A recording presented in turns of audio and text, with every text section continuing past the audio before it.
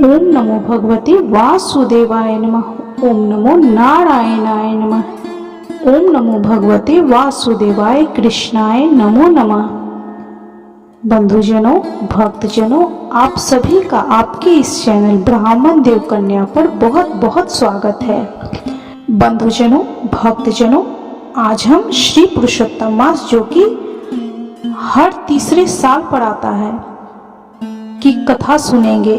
इस कथा को सुनने मात्र से आपके जीवन की समस्त दुखों का अंत होगा। भगवान श्री हरि विष्णु आपके घर में मां लक्ष्मी के संग पधारेंगे और उनका आशीर्वाद आपको प्राप्त होगा। और यदि आप चैनल पे नए हैं तो चैनल को सब्सक्राइब अवश्य कर लें। बंधुजनों, भक्तजनों, अब हम श्री पुरुषोत्तम मास महात्म्य के 13वें अध्याय का श्रवण करेंगे। यदि आपने इससे पहले पुरुषोत्तम मास के अध्यायों का श्रवण नहीं किया है तो कृपया डिस्क्रिप्शन बॉक्स में लिंक दिया हुआ है, आप वहां जाकर अवश्य ही सभी कथाओं का श्रवण करें, उसका अमृत रसपान करें। इससे भगवान नारायण की कृपा आपको प्राप्त होगी।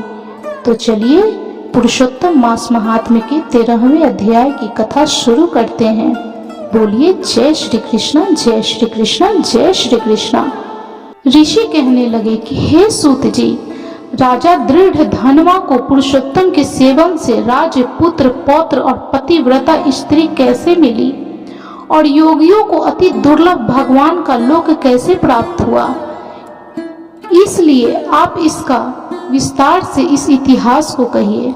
सूत जी कहने लगे कि हे ऋषियों, आकाश गंगा की तरह पवित्र करने वाली सुंदर पुराने दृढ़ धनवा की कथा मैं तुमसे कहता हूँ। है देश का चित्र धनवा नाम से विख्यात राजा हुआ। उसका पुत्र महातेजस्वी, सब गुणों से युक्त, सत्य बोलने वाला, धार्मिक दृढ़ धनवा नाम से विख्यात हुआ। वह दृढ़ धनवा अंगों सहित चारों वेदों को पढ़कर, विधि पूर्वक गुरु जी की पूजा कर, दक्षिणा देकर पिता के नगर को आया।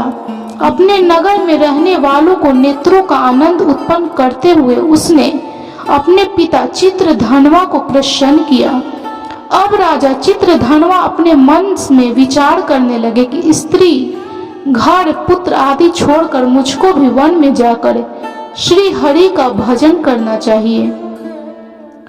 ऐसा मन में विचार कर समर्थ राजा दृढ़ धनवा को सब राजपाट सौंपकर विरक्त होकर पुनः ऋषि के आश्रम को चले गए। वहां जाकर तप करने लगे। कितने ही काल तक तप करके चित्रधनवा हरि के धाम को चले गए। दृढ़ धनवा ने जब अपने पिता की मृत्यु को सुना तब अपने पिता की औदार्य दैहिक क्रिया की, फिर नगर में राज्य करने लगा। राजा दृढ़ धनवा की गुण सुंदरी नाम की स्त्री थी। उसके 4 पुत्र हुए और चारुमती नाम की एक कन्या उत्पन्न हुई। उसके पुत्रों का नाम चित्रवाक, चित्रवाह, मणिमान और चित्रकुंडल नामों से विख्यात हुए। श्री नारायण कहने लगे कि एक समय सोते हुए उस राजा के मन में यह विचार उत्पन्न हुआ कि मेरा यह सब वैभव किस पुण्य के प्रभाव से हुआ है। न तो मैंने कोई तप किया, न दान दिया और न कुछ हवन किया। अपने इस भाग्य का कारण किससे पूछूं?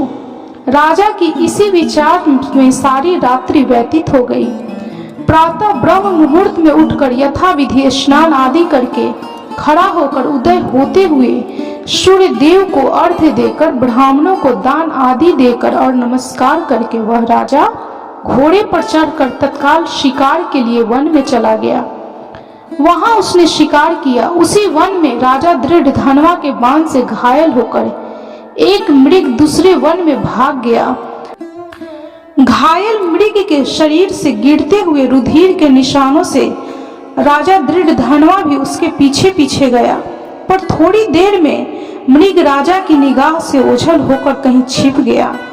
राजा ने प्यास से व्याकुल होकर फिरते फिरते सागर के समान एक सरोवर को देखा। वहां पर तत्काल जाकर उसने पानी पिया। वहीं उसने अत्यंत घनी छाया वाला वट का वृक्ष देखा। उसकी जटा में घोड़े को बांधकर राजा वहां पर बैठ गया। वहां पर वाणी बोलता हुआ तोता आया। राजा को अकेले बैठा हुआ देखकर वह शुक बार बार एक ही श्लोक बोलता रहा, तू पृथ्वी में अत्यंत सुख को देखकर सार वस्तु को नहीं विचारता तो कैसे पार पहुंचेगा।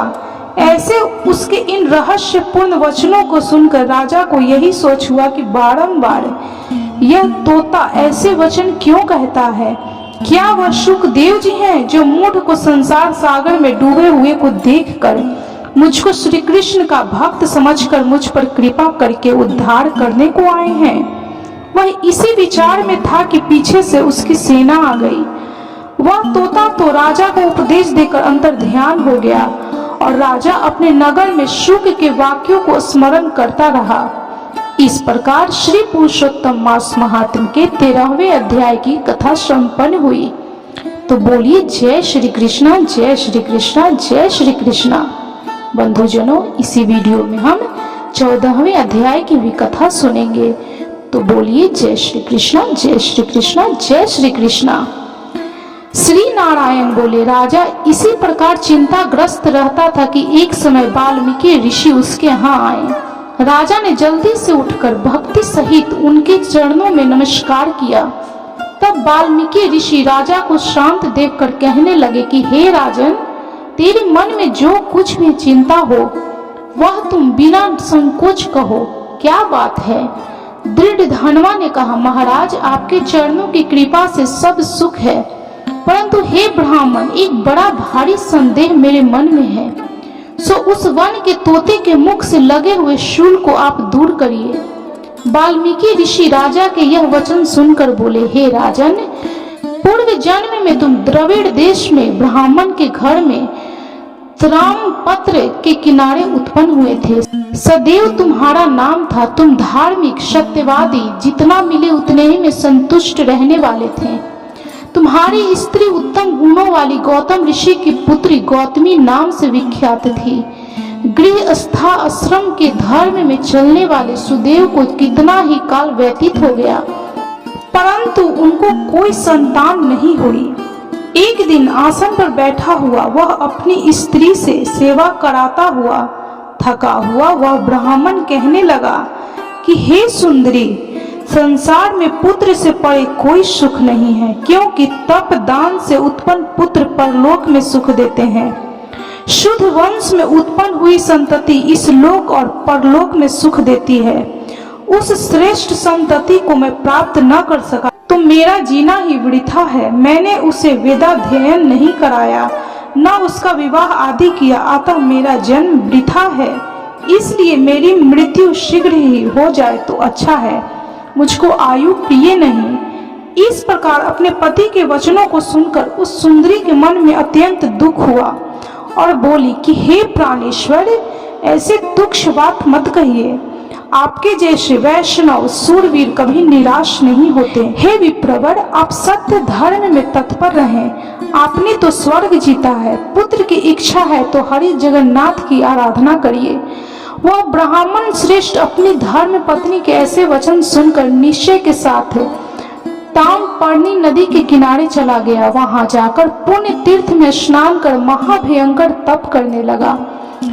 ऐसे उस तपोनिधि के 4000 वर्ष बीत गए। हे ब्राह्मण, उसके तप से त्रिलोक कांप उठे। सुदेव का महाउग्र तप देखकर बड़े वेग से गरुड़ पर चढ़कर भक्तवत्सल श्री हरि विष्णु भगवान प्रकट हुए। श्री नारायण बोले कि हे नारद जी, नवीन मेघ के समान चतुर्भुज जगत के पालन करने में समर्थ है। उन मुरारी के आनंदित मुख को देखकर बड़े हर्ष के साथ सुदेव ब्राह्मण ने मुकुंद को साष्टांग नमस्कार किया। इस प्रकार श्री पुरुषोत्तम मास महात्म्य के 14वें अध्याय तक की कथा संपन्न हुई। तो बोलिए ओम नमो भगवते वासुदेवाय नमः, ओम नमो नारायणाय नमः। जय श्री कृष्णा, जय श्री कृष्णा, जय श्री कृष्णा। भक्तजनों, यदि आपने इससे पहले की कथा नहीं सुनी है तो कृपया उसका लिंक